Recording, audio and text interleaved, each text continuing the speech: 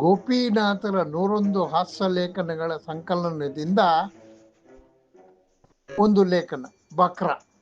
ಕೆಲವೊಂದು ಸಲ ಎಡವಟ್ಟಾಗುತ್ತೆ. ಅಂತಹದೊಂದು ಎಡವಟ್ಟಾಯಿತು. ಅದು ಹೇಗಾಯಿತೆಂದರೆ, ನಾನು ಬೆಳಗಿನ ವಾಯುವಿಹಾರಕ್ಕೆ ಹೋಗುವುದನ್ನು ನಿಲ್ಲಿಸಿಬಿಟ್ಟೆ. ಕಾರಣ ತುಂಬ ಚಳಿಗಾಳಿ. ಬೇಡ ಅಂತ ಸುಮ್ಮನಾದೆ. ಆದರೆ ಅಷ್ಟಕ್ಕೆ ಸುಮ್ಮನಾಗದೆ ನಮ್ಮ ಅಪಾರ್ಟ್ಮೆಂಟ್ ಬೇಸ್ಮೆಂಟಿನಲ್ಲಿಯೇ ನಾನು ವಾಕಿಂಗ್ ಮಾಡಲು ಶುರು ಮಾಡಿದೆ. ನಾನು ವಾಕಿಂಗ್ ಮಾಡುವಾಗ ನಮ್ಮ ವಾಚ್ಮೆನ್ ತಿಮ್ಮಯ್ಯ ಗೇಟಿನ ಹತ್ತಿರವೇ ನಿಂತು ನನ್ನೊಂದಿಗೆ ಹರಟೆ ಹೊಡೆಯುತ್ತಿರುತ್ತಾನೆ. ಬೇಸ್ಮೆಂಟಿನಲ್ಲಿ ಕೂರಲು ಕುರ್ಚಿ ಇದ್ದರೂ ಅವನು ಕುಳಿತುಕೊಳ್ಳಲಾರ ನಾನು ವಾಕಿಂಗ್ ಮಾಡುತ್ತಿರುವಾಗ. ಪಾಪ, ಅವನೊಬ್ಬನಿಗೆ ನನ್ನ ಕಂಡರೆ ಗೌರವ. ಬಹುಶಃ ನಾನು ಬಯಸಿಕೊಳ್ಳುವುದು ಕಂಡಿರಬೇಕು ಹೆಂಡತಿಯಿಂದ. ನಾನಾದರೂ ಅವರಿಗೆ ಕಾನ್ಸೋಲೇಷನ್ ಸಹಾನುಭೂತಿ ತೋರೋಣವೆನಿಸಿರಬೇಕು ಎಂದುಕೊಂಡೆ. ಅಂದು ಭಾನುವಾರ ನಾನು ವಾಕಿಂಗ್ ಮಾಡುವಾಗ ತಿಮ್ಮಯ್ಯ, ಸರ್, ನಾನು ಸ್ವಲ್ಪ ಹೊರಗೆ ಹೋಗಬೇಕು, 1 ಗಂಟೆ ಕೆಲಸವಿದೆ, ನೀವು ಇಲ್ಲೇ ಓಡಾಡುತ್ತಿರುತ್ತೀರಲ್ಲ, ಹೋಗಿ ಬರಲೇ ಎಂದು ಹೊರಟೇ ಹೋದ. ನಾನು ಅವತ್ತು ವಾಕಿಂಗ್ ಬಂದಾಗ ಒಂದು ಹಳೆ ಪ್ಯಾಂಟು, ರಾತ್ರಿ ಮಲಗಲು ಹಾಕಿಕೊಳ್ಳುವ ಶರ್ಟು ಹಾಕಿಕೊಂಡಿದ್ದೆ. ಮೇಲಾಗಿ ಮುಖದಲ್ಲಿ ಬೆಳೆದ ಗಡ್ಡ ವಾರದಿಂದ ಶೇವ್ ಮಾಡದೆ ಬಿಟ್ಟಿದ್ದೆ. ಸರಿ, ಅರ್ಧ ಗಂಟೆ ವಾಕಿಂಗ್ ಮಾಡಿ ಸುಸ್ತಾಗಿ ಅಲ್ಲೇ ಇದ್ದ ಕುರ್ಚಿಯಲ್ಲಿ ಕುಳಿತುಕೊಂಡೆ. ಒಂದು 5 ನಿಮಿಷವಾಗಿರಬೇಕು, ಗೇಟಿನ ಹತ್ತಿರ ಒಬ್ಬ ವಾಚ್ಮೆನ್ ಕಂಡ. ಏನಯ್ಯ, ಏನು ನಿನ್ನ ಹೆಸರು ಕೇಳಿದ. ನಾನು 2 ಸಲ ಖಾತ್ರಿ ಮಾಡಿಕೊಂಡು ನನ್ನೇ ಎಂದು ತಿಳಿದೆ. ಹಾಗವನು ಕರೆಯಲು ನನ್ನ ಅವತಾರವೇ ಕಾರಣವಿರಬೇಕೆಂದೆಣಿಸಿದೆ. ಏನಾಗಬೇಕಣ್ಣ ಅಂದೆ. ಅವನು, ನೀನು ಹೊಸದಾಗಿ ಡ್ಯೂಟಿಗೆ ಬಂದಿರೋದು? ಯಾವ ಊರು? ಎಷ್ಟು ದಿನವಾಯಿತು ಡ್ಯೂಟಿಗೆ ಸೇರಿ? ಇಲ್ಲಿಗೆ ಹಳಬ? ಅವನೆಲ್ಲಿ? ನಿಂದು ನೈಟ್ ಡ್ಯೂಟಿಯೋ? ಮನೆಗೆ ಹೋಗಲು ಟೈಮ್ ಆಗಿಲ್ವಾ ಅಂದ. ಅಣ್ಣ, ಅದು ನನಗೆಲ್ಲ ಗೊತ್ತದೆ, ನೀ ಏನು ಹೇಳ್ಬೇಡ. ರಾತ್ರಿ 8 ಹೊತ್ತಿನಿಂದ ಬೆಳಿಗ್ಗೆ 8 ಗಂಟೆ ಡ್ಯೂಟಿ. ನೀನು ಕಾಂಟ್ರಾಕ್ಟ್ ಮ್ಯಾಗೆ ಸೇರಿದೀಯೋ? ಬೇಗ ಸಮವಸ್ತ್ರ ಕೇಳು.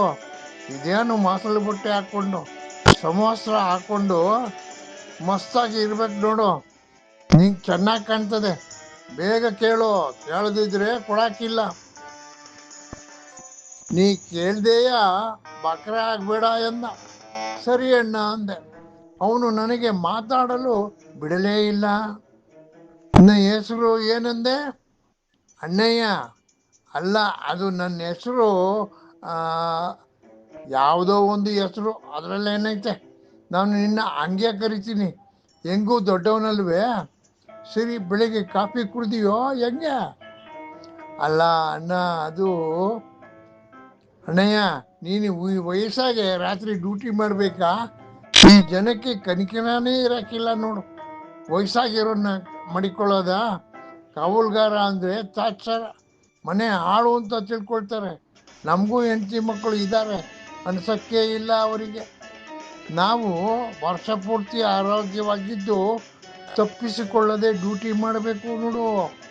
ನೀನು ನಿಮ್ಮ ಆಫೀಸ್ನವ್ರಿಗೆ ಗೊತ್ತಾಗದ ಹಾಗೆ ಒಂದು 4-5 ಕಾರು ತೊಳ್ಕೊಡು, ಹುಸಿ ಕೈಗೆ ಕಾಸು ಬರ್ತದೆ.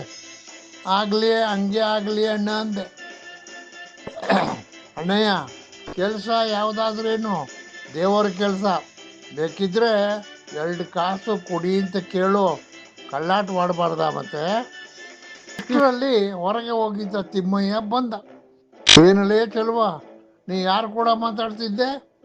ಅದೇ ನಿಮ್ಮ ಹೊಸ ವಾಚ್ಮೆನ್ನು ಅಣ್ಣಯ್ಯ, ಅವನು ಕೂಡ.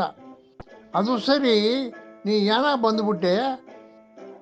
ಕೆಲಸ ಬಿಟ್ಟ ಮ್ಯಾಗೆ ನಿನಗೇನು ಕೆಲಸ ಕೇಳಿದ ಚೆಲುವ. ಲೇ ಚೆಲುವ, ಹುಚ್ಚ ನನ್ನ ಮಗನೇ, ಆ ಮುದುಕಂತವಾನೆ ನೀನು 8 ಗಂಟೆ ಮಾತಾಡ್ತಾ ಇದ್ದಿದ್ದು ವಾಚ್ಮೆನ್ ಅನ್ಕೊಂಡು? ಹೌದು, ಮತ್ತೆ ಭಾರಿ ಅಮಾಯಕದ ಮನಸ್ಸು ಆ ಪಾಪ. ಈ ವಯಸ್ಸಿನಾಗೆ ಆತನಿಗೆ ಏಕೆ ಬೇಕಲ್ಲ ವಾಚ್ಮೆನ್ ಕೆಲಸ? ಮುಚ್ಚಳೆ ಬಾಯಿ.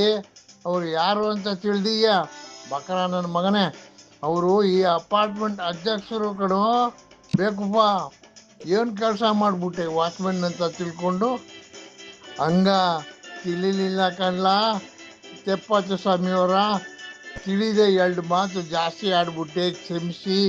ಹಿ ಹಿ ಹಿ ಅಂತ ಹಲ್ಲು ಕಿರಿದ. ನಮಸ್ಕಾರ, ಮತ್ತೊಮ್ಮೆ ಭೇಟಿ ಮಾಡೋಣ.